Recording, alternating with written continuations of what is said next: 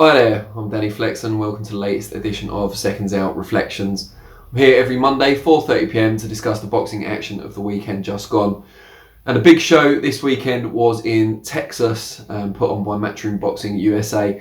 And the main event saw Mikey Garcia finally get a win at welterweight after last year's drubbing at the hands of Errol Spence. A lot of people still doubt whether he's a true welterweight. He certainly looked a bit more like a podgy lightweight in there on Saturday night, but was far more effective against a lower level of opposition, albeit a very talented and game Jessie Vargas. But he was able to get his shots off a lot more effectively than he was against Errol Spence. No real surprise there. There were pluses and minuses to take from the performance. And immediately rumours swirled afterwards about Mikey fighting Manny Pacquiao in July for the WBA title. Now, could that be another step too far? Obviously, his last title shot at the IBF King didn't end too well for Garcia. Four-weight world champion, of course, dominant in the lighter divisions. Still yet to prove he's a true welterweight. I've put an article up on SecondsOut.com asking whether he's ready for Pacquiao, weighing up the pros and cons of if he can be competitive or even upset the Filipino legend, who obviously is past his prime himself, although did get a great win over Keith Thurman just last year. Back to the Vargas fight. Garcia started quite slowly, been out of the ring for about a year since Spence, and he's generally quite a patient, methodical fighter anyway. Vargas, on the other hand, seemed hyped up, definitely took the first 2 rounds, maybe more of the first 4. Scored well with a lead left hook at times as well, before Garcia gradually warmed into the fight and went through the gears. Was explosive when he needed to be, dropped Vargas with a great right hand in the corner in round 5, and then had him in trouble again in round 7.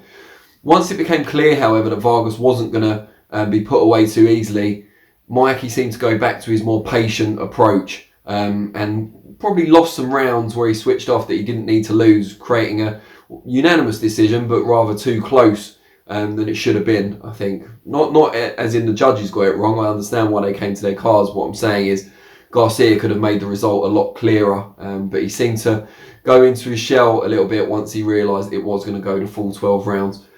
Vargas comes out of it with credit, but once again falls short at the very top level, as he did against Timothy Bradley and Manny Pacquiao, of course.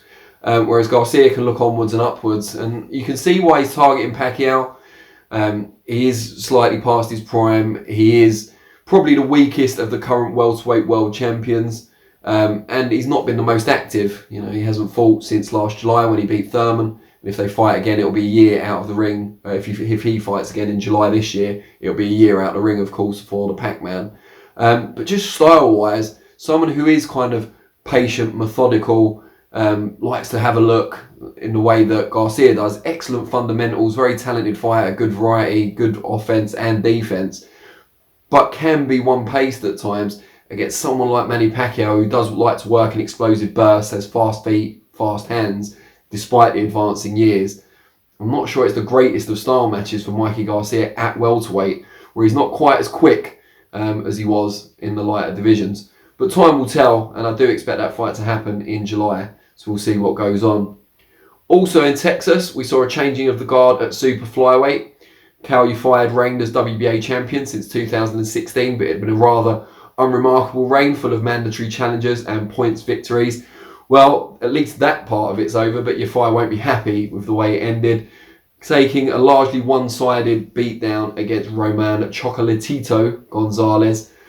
Living legend, obviously already a 3-weight world champion in his own right, the Nicaraguan, and looked as good as ever, it has to be said. A lot of people thought super flyweight was a little bit too big for him, and Yufai is a big super flyweight, it's fair to say. Had some success early on with his long jab and some long hooks to the body, but Chocolatito quickly got his measure, got his distance, and was just a non-stop, fluid punching machine, and eventually got Yufai out there. He dropped him in the 8th round, and then early in the 9th, one of the best right hands you'll see this year, I have no doubt, took Yufai out of it, could barely stand afterwards, and the referee rightly stopped it. Yufai can still come back. I mean, he's 30 years old, he's not ancient for someone in the lighter weight divisions just yet, and he's obviously very talented, former GB amateur, but just nothing that he tried went right for him on the night, so he needs to go back to the drawing board.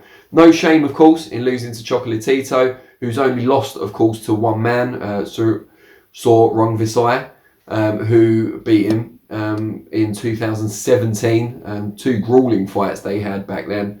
And Chocolatito hasn't had much ring time since then. So we need to see him be a bit more active, ideally. And now it looks like he could have a rematch with a man he beat in the past, but who's improved exponentially since in Juan Francisco Estrada. And they can unify a couple of the belts at super flyweight, which would be a massive fight for this year. And I'd really, really love to see it. We also saw I'm not mixing up my words. We also saw Welshman Jay Harris, easy for me to say, step up in class, European and Commonwealth champion, step up to the world title level to fight the fearsome heavy puncher Julio Cesar Martinez of Mexico, who had that no contest, of course, when he was on top against Charlie Edwards, beat up Christopher Rosales and eventually stopped him, and also beat Andrew Selby with body shots out in Mexico. They clashed, and for a lot of the fight, it was hard to see who was the champion and who was the challenger. Martinez was, a step ahead. I had him clearly winning at the end, and he did drop Harris at one point as well. But generally, Harris held his own. Martinez just had slightly heavier hands, which was quite important, and also was explosive when he wanted to be, had fast hands, and generally, when he wanted to step up the pace, sometimes Harris went with him and sometimes he didn't. And on occasions when he didn't, I think that proved the difference in the scoring at the end. But Harris has got a lot to take from it or learn from it. First time he's been anywhere near that class as well. And I think he can come again and gradually work his way to another world title shot. As for Martinez, very dangerous fighter, but quite slow feet, I thought, for someone who's the division he's in and got to the level he has. Quite slow feet. Shows out quite a lot when he gets tagged as well, which probably doesn't do him a lot of favours with the judges.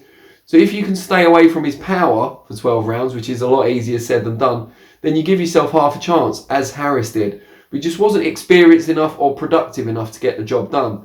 But at the very, very top of the flyweight division, it'll be interesting to see. They're talking now that Martinez could fight the veteran Maruti Muthalane next. That'll be an interesting clash, and he could test Martinez in ways we have yet to see. Overall, I thought it was a really entertaining show.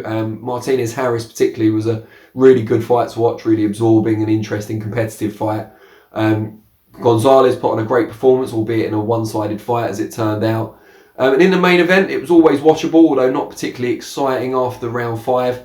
But yeah, Mikey Garcia got the job done, goes on to Pacquiao, but questions still remain.